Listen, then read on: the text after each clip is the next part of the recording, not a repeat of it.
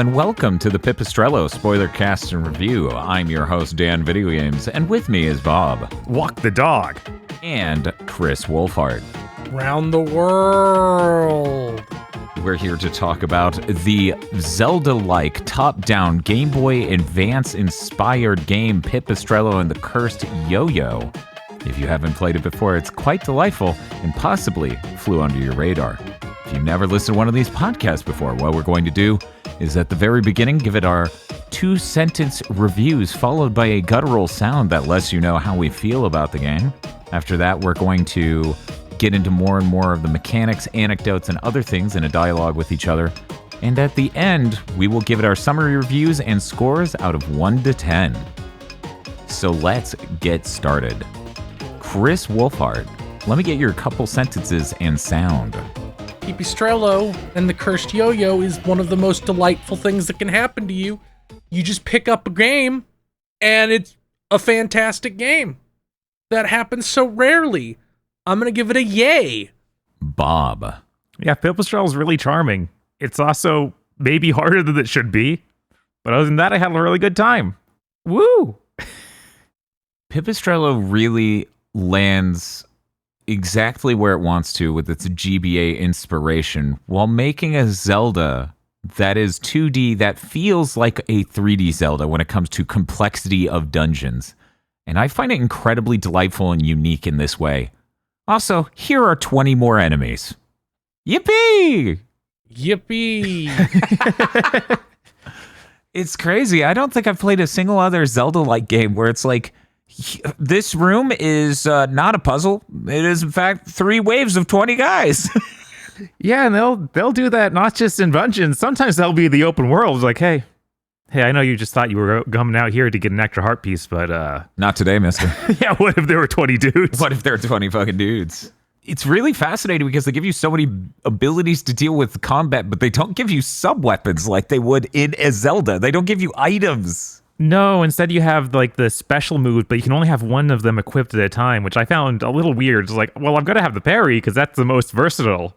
But all these other things are here too. Yeah, the parry in this is good in that it works correctly on physical attacks and bullets. And I've played so many games where it absolutely messes up on physical attacks. And then other games where it's like, oh, but these bullets aren't. Yes. These are the special bullets that don't care that you have a parry. And I guess the reason they can balance it that way is because it is that one slot. You get to choose between around the world parry and the coin toss. Did anyone use the coin toss? There's a couple times where you can use it to get optional stuff where, like, they'll put those enemies that have the shield on them, the riot shield. Mm-hmm. And that can kill a bunch of them at once because it technically hits behind them. Oh. Oh, that's really cool. That's some JoJo shit. That doesn't make physical sense. But no, I used the parry for the normal square move. I used the thing where you hold it and it keeps spinning at the end. Oh, okay, yeah. Just like a damage box. Yeah. And I don't remember what I used in the third slot. Bob, did you use coin toss? I basically only used it when they first gave it to me, and that lasted until I got to a room where I could change it out. Yeah, coin toss was really interesting because they threw a puzzle at me, and I'm like, this is impossible. I can't throw my yo-yo and have it bounce off a wall and land on this square. How am I gonna... Oh my god, I can coin toss and then not pick it up. Huh. Okay, yeah, I can see that. Oh yeah, I guess that actually probably would have been helpful in 1 or 2 places. Yeah, I thought that was brilliant. I was like, these bastards, they gave me a trick move that was supposed to be super powerful, and it's like, what if I dropped my yo-yo and then walked over to the other button and hit it? I remember that place now because they actually have that as like a learning opportunity and have the move changer in that room. To be like, hey, remember what you just got? You remember? Yeah, every time I see those, I laugh because it's just like, you have a move for this. I know. I'm making you aware that you have a move for this because there's a bench to change your moves. Right. I kind of wish that there was a way to change certain things like that on the fly and not have to go to a bench. Yeah, you definitely should be able to change bare minimum your moves on the fly. Like, it's not... You wouldn't get Yeah, I don't a lot understand. of like exploiting from that. Yeah, Right. that's what I'm trying to figure out. Like, why didn't they do that? What's the value in not doing that? And I don't see it. I don't understand it. It's one of those things that I think is just here because Hollow Knight did it like this. Like, there's no other reason. It's just, that's in Hollow Knight. These are badges just like in Hollow Knight. And it's like, no, you can't change those outside. I thought they were badges like Super Mario or Paper Mario. Maybe. Yeah, they're probably closer to that. I haven't played Hollow Knight. It serves me well because I haven't spent 17 years being like, where's Silk Song? Becoming less and less human every Summer Game Fest. This is really delightful. I enjoy 2D Zelda games immensely, and it's really cool to have one that has its own identity so strongly. Like, it has many, many strong ideas about what to do with Zelda that are not like the other 2D Zelda likes. You know, this in Death's Door could not be more different. No. Yeah. And there are so many other ones. Like, we were talking about Unsighted, which is another kinda Zelda-like. Right, for sure. It even has the Twilight Princess spinny top thing. Right, that person definitely has been infected with. This is the coolest thing in the world. It's Twilight Princess plus Dark Souls. Everything needs a Twilight Princess top spinner, and this person has a different idea. Yes, this person has a different idea that's not that. You were saying the dev of Unsighted is making like a 3D game, and you already have that in the 3D game, right? That's so awesome. I love seeing a person whose mind is completely dominated by a game they played as a kid. That's awesome. The idea that you don't get these other weapons, these other items, that you just learn new abilities is really cool. It's really cool that they build all of the puzzles insanely intricately and complexly into your moveset is really cool.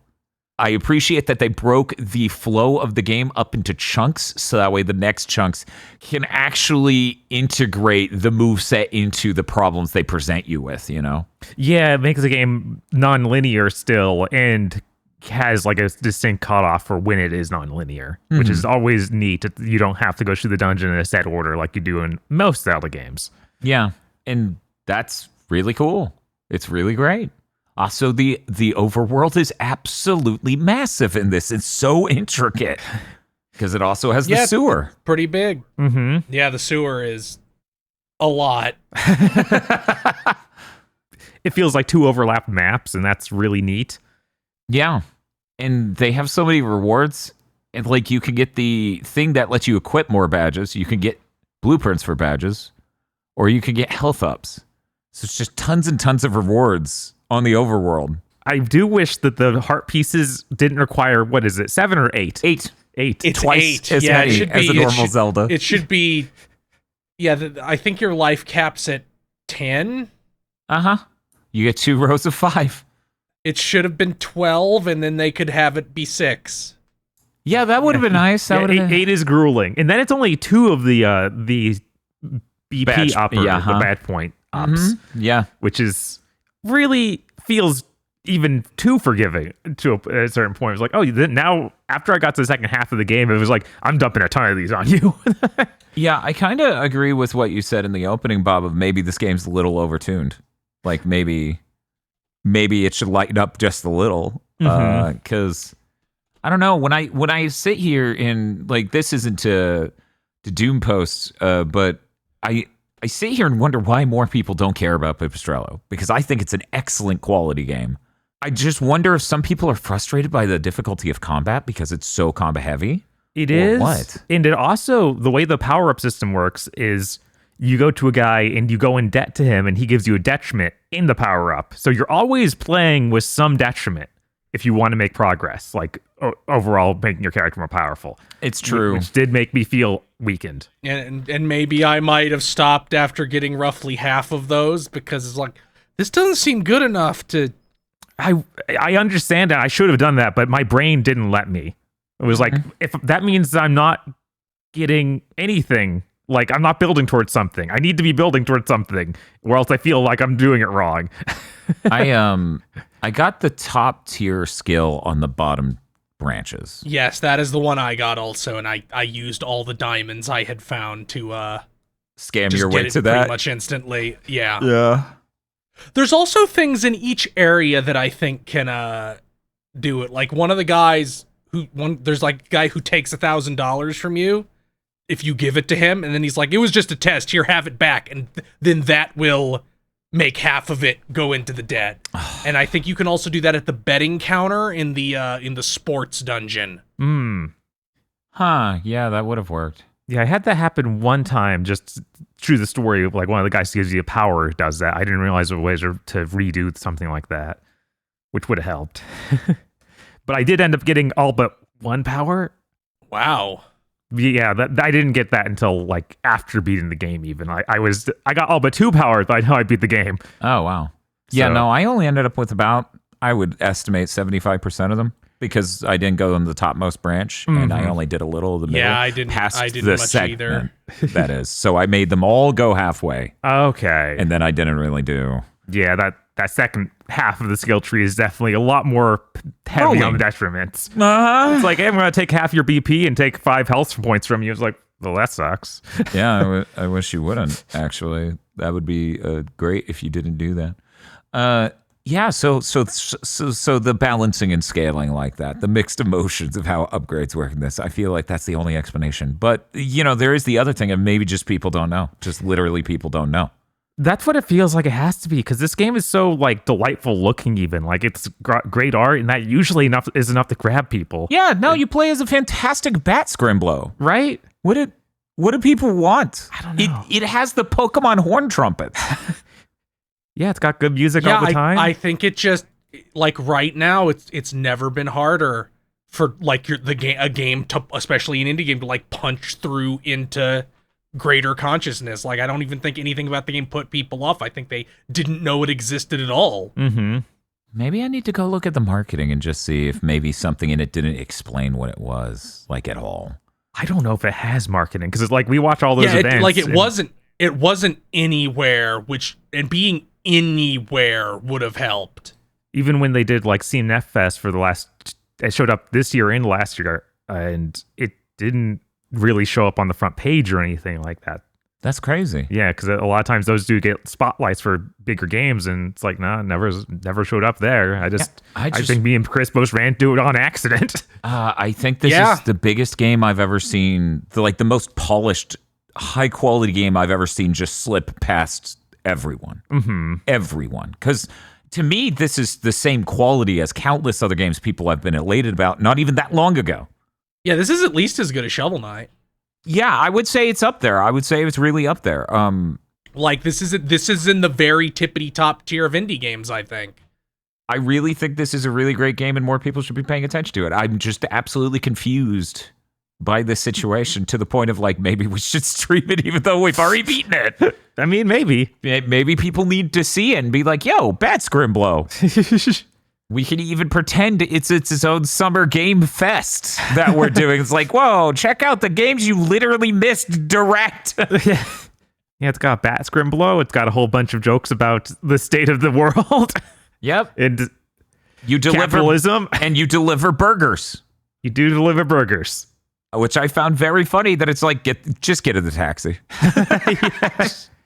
Oh, I didn't think you could take it in the taxi. Oh, you don't even. I just threw it in my home base and then went to wherever I was going and then pulled it out of home base. Oh my god! You guys didn't know?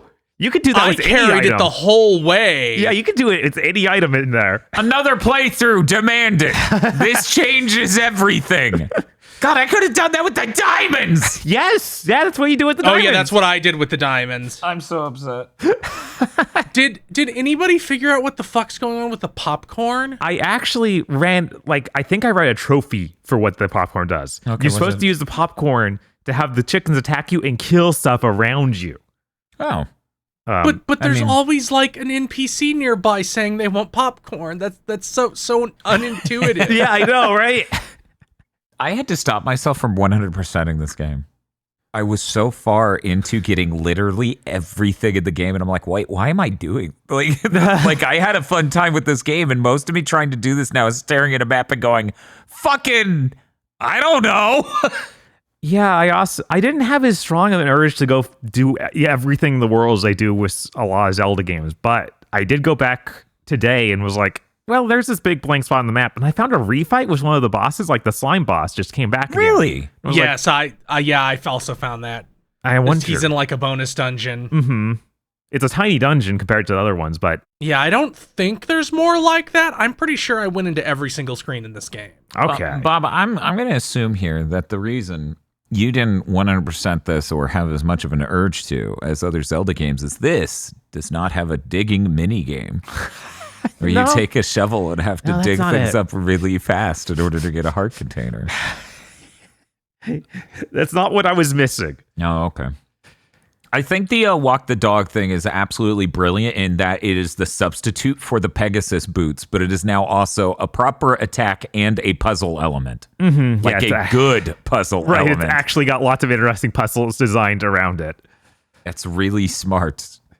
They are very smart to do that, and I also really appreciate the cheater's badge. I didn't find that. Yes.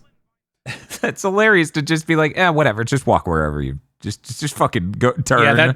Yeah, that's the only reason I like cleared out all the water areas in surrounding the cities, because it's like I'm not gonna figure that shit out. I was still doing most of the water normally before I hit did the last tiniest bit that way. I feel like I need the cheater's badge to get that dude out in the ocean his burger. I have no idea what he's going to get me for that even. It's probably just going to be like, here's a B point. And I'll be like, that wasn't worth it. Yeah, I found that guy and I'm like, fuck you, my man. Your ass is starving. I'm like, wait, did I bring that guy a burger? I can't remember. Oh, wait, was it the dude all the way to the right where you need to... Yeah, you go out to the water, and then there are a couple, 90-degree turns, and he's really far to the right, next to a wall. Yeah, I got that guy his burger, normally. Do you know if he gave you anything? Do you even remember? He gave me something, but I don't remember. That was a long time ago. That wasn't even, my last session. That was thus probably a whole week and a couple days ago, if I were to guess. I think one of the ways this game could be better is the soundtrack is good, but I don't feel like it's quite amazing. Mm-hmm. I don't think it's quite something I want to listen to outside of it. Yeah, there are definitely highlights, but it's not all just golden. I have favorite songs, and those are good, but they're still not, good enough for me to be like, oh, I want to listen to that. I think that's it, though. I think the art direction's really, really well done, except for multiple people I know have seen the main character go, oh, cool beetle. Oh, well, I guess especially the ears they and he turned into a ball when he goes into the trapdoors and stuff. I get it. Yeah, between those two things, people's like, oh, cool beetle. And I'm like, actually, it's a bat. And they're like, yeah? Which I think that's fine because, that's Sonic the Hedgehog. It's like, no, that's how hedgehogs look. No, that's how hedgehogs look. I've seen hedgehogs. They look like that. I find it very funny. So when it comes to the art design, the animation, the sound effects, and stuff like that, I feel like it really lands it. The soundtrack's a little bit under, but aside from that, this isn't a game with many problems.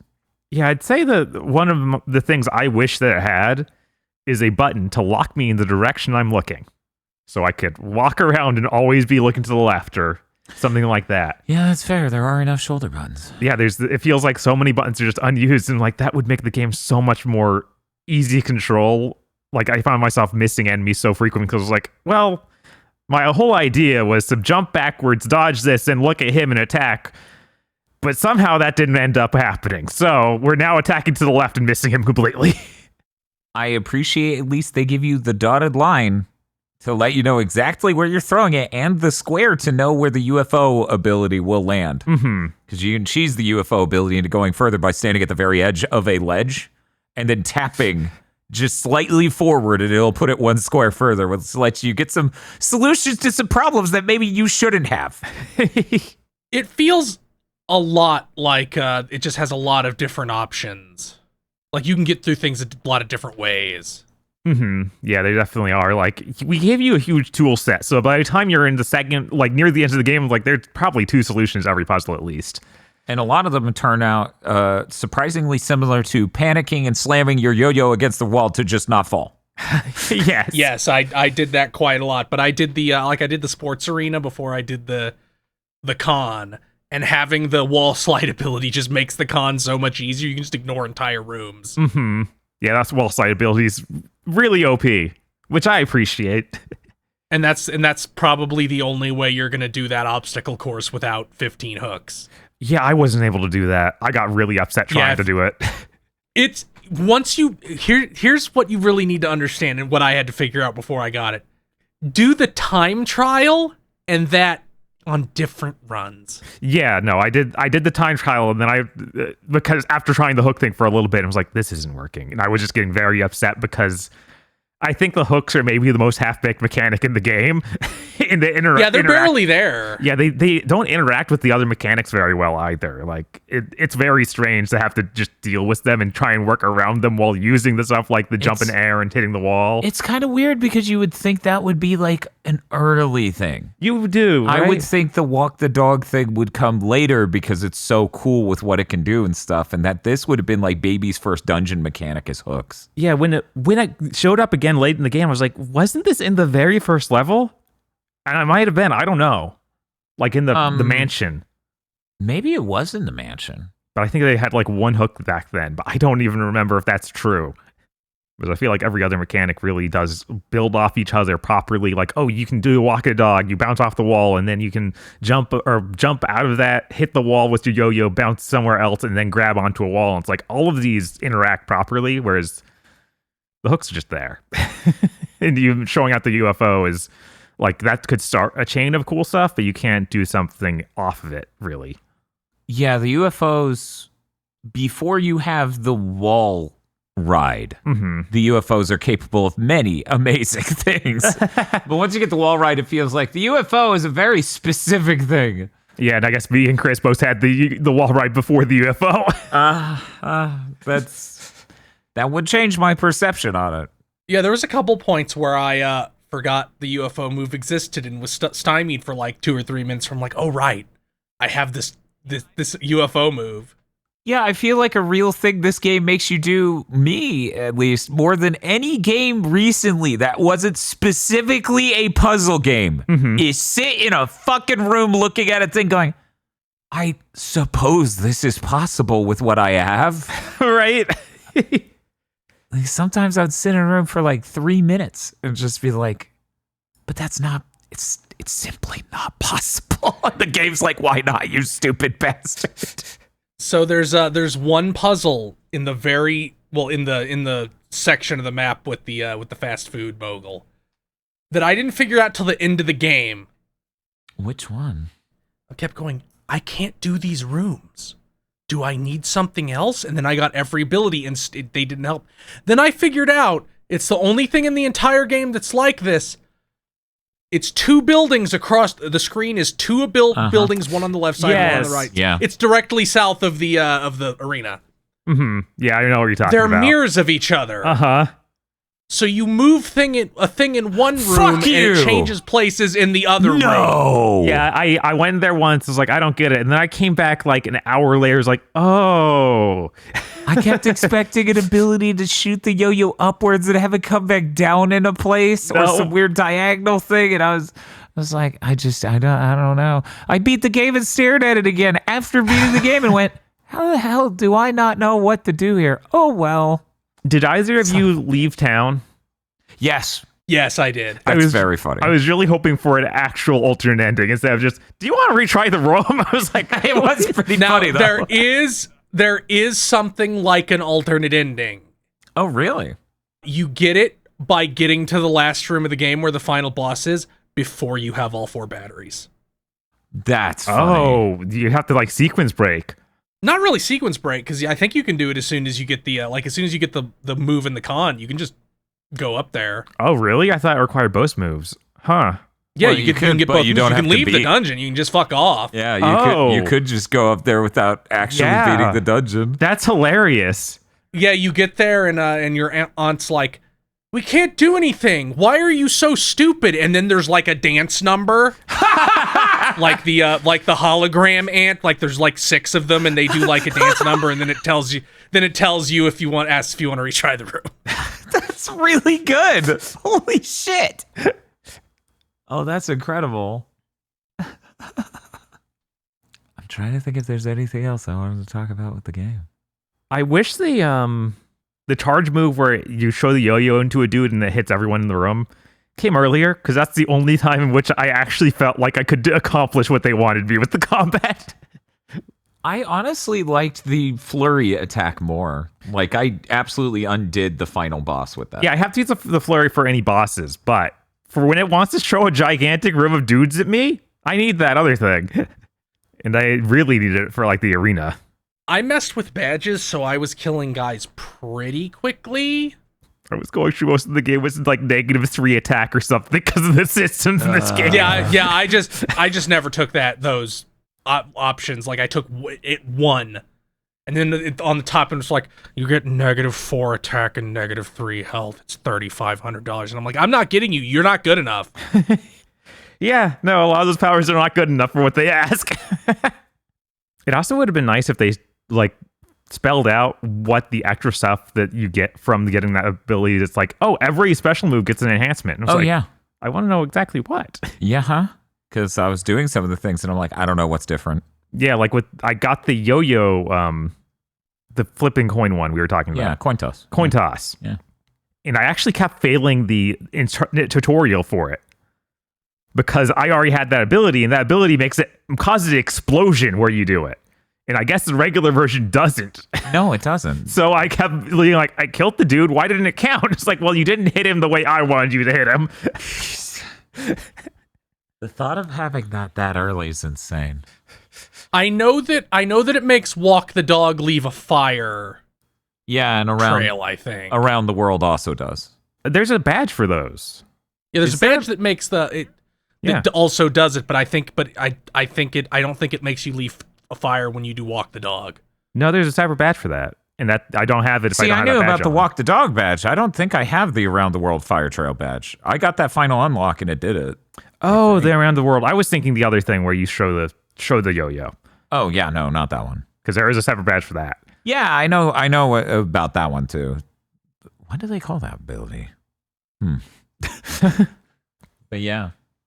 Yeah, it would have been nice if it was more specific what it did. Right? Because, like, this is really hard to get. It was good, right? There was that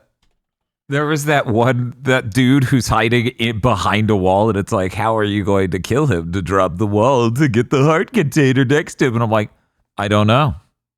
How am I going to be able to do that?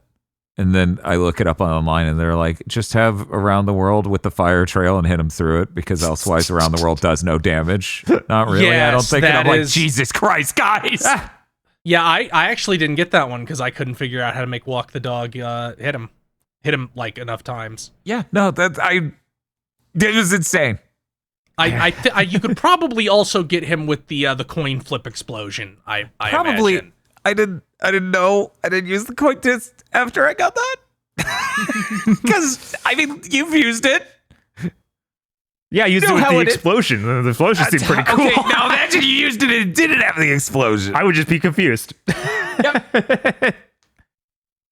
I really enjoy that one boss near the end is like, we're going to run an anime convention forever.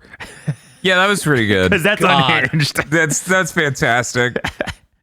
I love that. We're creating hell. Yes. I really love the part where it's just like, oh yeah, my day is going pretty great. The guy who runs the artist alley asked for a bottle of water, and they actually gave it to him this time.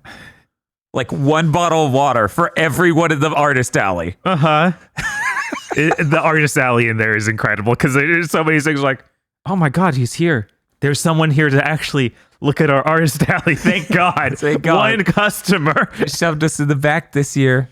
I love that Pipistrello is just like, hey, that's a really cool design. That's really neat. And he's like, yeah, that's my OC. It's so cool. And he's like, oh, wow, I bet lots of people really enjoy this. He's like, no, they mostly buy my fan works based on popular IP. And I'm like, oh. Pipistrello has a heart of gold. He's interested in the cool OC and not product thing. And the artist is just so sadly having to admit no one cares. Yeah, the whole area was good because then it ends with Fight Link. Yep. No, it was great. It was like, oh, hey, hook shots. Oh, hey, this. Oh, hey, that. Oh, wow. Yeah, it took me a minute to be like, well, they're doing shonen anime thing. Wait, no, he's just Link. What do you mean he's just Link? I enjoyed fighting him because of the parry mechanic. This is delightful. He puts up zones when he's going to attack in certain ways, and I just stare him down and go, do it. Do it. Bam, you're stunned. And then I did the charged hitting flurry attack. Yeah, I can't imagine beating him in any other way than just baiting out when he does that dash at you attack and then parrying him. Like, that seemed like the only viable method. It's basically putting down the banana peel. Uh-huh. You're just like, here you go. I have to say, just if you're saying about putting an enemy in your game that makes another enemy invincible, don't do it. It's just bad. It is. I never like it, but it didn't bother me so much in this game. Every time it appeared, I was like, you're making the game worse actively. Why have you done this to me? I feel personally slighted. The fact they don't move or attack you helps a lot. Yes, but when they can protect each other, so you have to kill them in a certain order, I get super angry. I thought that was funny. I cackled when they did the chain of 7 of them in a row in order to unlock that one thing. Mm-hmm. That was very funny. I find them less frustrating than the all-time goat of annoying enemies that make other enemies stronger. Astral Chain Guy, we stuck 17 feet off the ground that you can't see. No, nobody can match that. No one. It's literally impossible to be as fucking annoying as that guy. 7 out of 10. Sometimes you make something so powerfully terrible that it just has a strong staying value and is an indelible mark on my soul. Yeah, no one could say you'll forget about that guy. He was literally the worst way to implement that mechanic ever made. I brought this up on Big Thick, but I might as well put it here too. It's really cool how they put, it's not just a dungeon in each area. The overall map feels like a dungeon itself. Yes, that is definitely something that Minish Cap also feels like. So it feels like this is really a Minish Cap like. It's like more like that than any other Zelda. That's really neat, and it makes me want to go play Minish Cap. Basically, the only Zelda I haven't played. I kind of think this is better than Minish Cap. Yeah, I mean, I wouldn't be surprised. Like, not that Minish Cap is bad, but this is a really great game. This is a really great game. Mm-hmm. They should have just given Pipistrello the Master Sword. Most of the game I was like, I need a swing. I don't like hitting in one direction. And again, this would have been alleviated with that button that holds me in a certain direction. But we didn't get that. Nope, sorry. So is the next game going to be 3D Pipistrello? It's like Link's Awakening remake? That would be very funny. Oh, you think, like that, not like, I assume they would take the same direction as Unsighted and be like, no, I'm now making Wind Waker, or something to that effect. Like, it's a full 3D Pipistrello behind the camera. I can't imagine this creature existing in 3D. I need it. It would have to be ludicrously over animated, I feel. Because the animations are so crazy, like, it's hard to imagine him being in 3 dimensions and doing stuff like turning into a perfect ball for a jump, but I want to see it. It kind of makes me think of some of the crazy animation work in Pseudo Regalia. So I'm just thinking about, like, what if you keyframed it? Mm-hmm. What if you did that? Maybe that would work. Yeah, you'd have to, with how weird he is. I don't know, the 3D Zelda-like. That's just Pipistrello is really funny because it's like, okay, now it takes way too long to get across the city. This is a feature. Please enjoy. I mean, yeah, no, it will literally be what we were talking about earlier it becomes Skyward Sword. Yippee! Which I think is a great Zelda game, but I guess a lot of people don't. No, I think Skyward Sword's surprisingly stellar, especially when it came to, like, level design and stuff. Mm-hmm. Like, so many moments, like the desert train. Yeah, there are just so many really neat ideas in the game. Desert sub, I believe it was, because it turns to water as you travel through, and that was fucking unreal. Right. Yeah, no, it would be cool to see, but I don't wish that upon them. No, this studio probably doesn't want to move to 3D. Like, I think they've done other games that are also 2D, and they're really great at pixel art. We need more people who are just really great at pixel art. It's true. Yeah, and it's been 5 years, basically, since Kenna came out. I know, right? So I'm like, no, wait, I guess it's been 4. I think it's been 4 by the end of this year or something. I'm going to look this up. One moment. Kenna Bridge of Spirits. Where is the next game? Yeah, it's been 4 years and 3 months. Yeah, I don't know. That's one of those I've been expecting to appear again, but just hasn't. That game was good. Yeah. I like, check me out. I like Zelda for the gameplay. So when you make a game that plays like Zelda, I like that. And it turns out no big publishers want to do that. For whatever reason, the only people who did anything remotely similar was, what was it, Darksiders? Yeah. And then it really wasn't similar enough, especially by the third one. Mm-hmm. Yeah, the third one wasn't at all. The second one barely is, and the first one's pretty fucking direct. Uh-huh. Someday everyone will wake up to justice. Someday. Yeah, I really don't understand the trajectory of that series. It's like, you could have just made, like, that first one, but make it better. No? Okay. Never mind. I guess we couldn't. Well, gentlemen, we need to start wrapping up. Are there any other anecdotes, criticisms, praises, musings, soliloquies you would like to say here before we wrap things with our summary reviews and scores out of 10? If you like this guy, you'll like this game. They are spiritually identical. Yeah, our main character being a wholesome Scrimblo borderline brat, and the aunt being a horrible tyrant capitalist monster. Yeah, it's a good combo. There is a Mackay Kingdom energy to that, but she says she doesn't say any slurs. So if that's what you liked about Mackay Kingdom, we're sorry. You don't. That's more a product of being made 20 years later. But that's what made it based to some people. They hang out at GameStop for way too long, and the store clerk's like, please get out. I can't force you to leave. God, that thing that the yo-yo turns into is so creepy looking. The weird soul bat? Yeah, the soul bat creature. It's funny because it's very easily identifiable as a bat, unlike Pipistrello. Yes. Yeah, it's cool. I love it. Yeah, they did a really great job setting up the characters in this. Like, they're all powerful archetypes, I feel. Mm-hmm. Very well pulled off. I like that every time you beat one of the CEOs, you could beat them up and get their money. Yeah. It's great. Yeah, it's pretty good. Well, let's go ahead and wrap this up then. Gentlemen, I'm going to need your few sentence summary reviews followed by a score out of 10. We're going to start with Chris Wolfhard. Pipistrello is completely delightful. I think I love every single thing about this game, except 1 or 2 rooms in literally the end. Hopefully they'll patch a couple things to be a little bit more sane, but I have very little to complain about, so I'm going to give this a 9, and it is a strong 9. If it wasn't for stuff like 8 heart pieces, 8 heart chunks to get 1 heart piece, it would be a 10. Okay. Bob? Yeah, I still thought this was really delightful, but I definitely had a harder time with it. And as you heard, I took a lot of detriments, and the systems in the game hit my brain wrong, and I'm not entirely great at this kind of game. So I'm giving it an 8. I still absolutely recommend it, though. It's really neat, and you should play it. There's even a demo. Just try it at least, please. Pipistrello is fantastic. I really appreciate a 2D Zelda that's building such an insane complexity to the puzzles in it, basically from the get.